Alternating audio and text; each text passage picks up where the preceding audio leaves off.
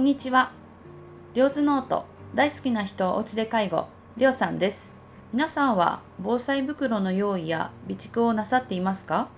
本日は在宅介護をしている私の避難袋の中身の紹介です。3つのポイントに分けてお伝えします。何か1点でも在宅介護をされている方のご参考になれば、また介護とは無縁の方も介護者の避難袋の中身はこんなものが入ってるんだと少しでも興味を持っていただけると嬉しいです。それでは我が家の避難袋のご紹介です。実は以前はリュックが2個でした。ある日、実際に背負って父を抱えて逃げるなんて重すぎて無理と気がついてから1個に絞りました。ポイント1、懐中電気、ヘルメット、リュック、この3点を自分のベッド周囲の手の届くところで定位置にしています。玄関に置くのが一番良いのですが、寝室と玄関はほとんど距離がないのでベッド周囲に置いています。視界が見えないと危険ですし、何もできないので懐中電灯やヘッドライトなどは必須です。介護者は相手の安全を確保したり、場合によっては屋外に救出しなくてはいけませんので、両手は使えるようにしておきます。半年くらい前の話なんですが、いきなり22時ぐらいに停電したことがあったんですね。真っ暗で何も見えない中、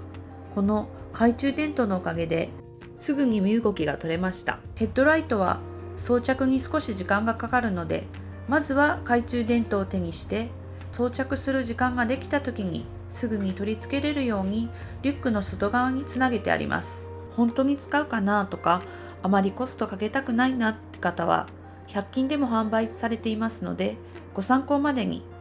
私が見つけたものは200円でした。頭につけなくても首にぶら下げて手元を明るくしたい時に便利です。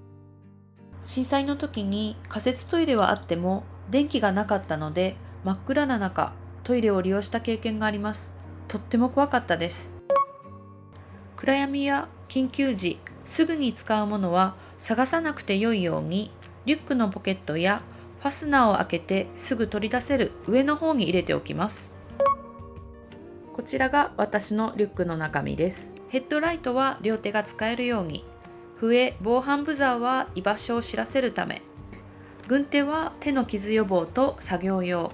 履物は裸足で逃げ出した時用、メモ、ボールペンは居場所を記して置き手紙をする時用、または何かのメモ用です。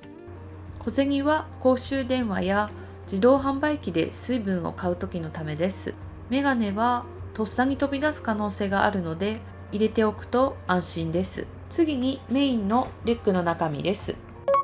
ポイント3、小物をバラバラに入れるとまとまらないのと、一目で何かわかるようにメッシュの袋に収納しています。主に流動食セットと吸引セットに分けています。まずは流動食セットから見ていきましょう。内容は流動食のボトル、接続用のルート、ペグのルート、お薬用の注射器、内服薬、お薬手帳、ビニール手袋、ゴミ袋、流動食、そして S 字フックです。次は単の吸引セットの内容です。まずは吸引カテーテル、携帯用の吸引器、なければ手作りのペットボトルの吸引器、あとはティッシュ、綿棒もあると便利です。ゴミ袋とビニール手袋、その他としてマスクや携帯の充電器、あとあると便利なのは洗濯バサミやティッシュ。ティッシュはかさばるのでハーフサイズがおすすめです。リュックに入れることを前提としています。あとは S 字フック。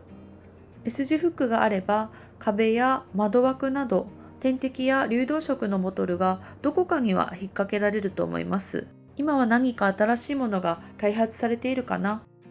あとは落ち着いた時に自宅に取りに帰ってこれるようにプラスチックケースに備蓄食品や日用品を準備しています。いかがでしたか？皆さんの避難袋にあって私にないものはありましたか？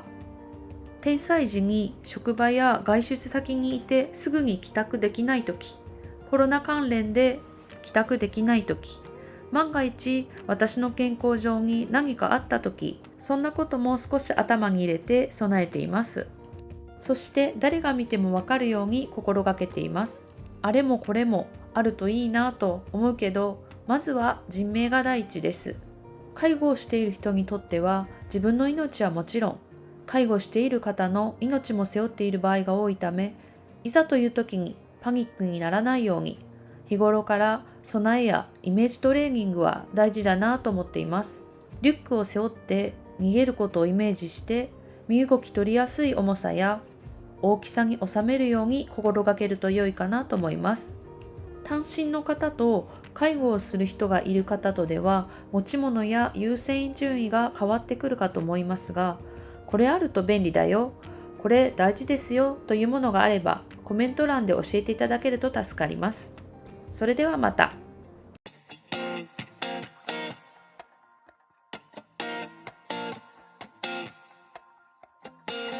Clear nights and I'm ready to fall for the last time. Picture perfect.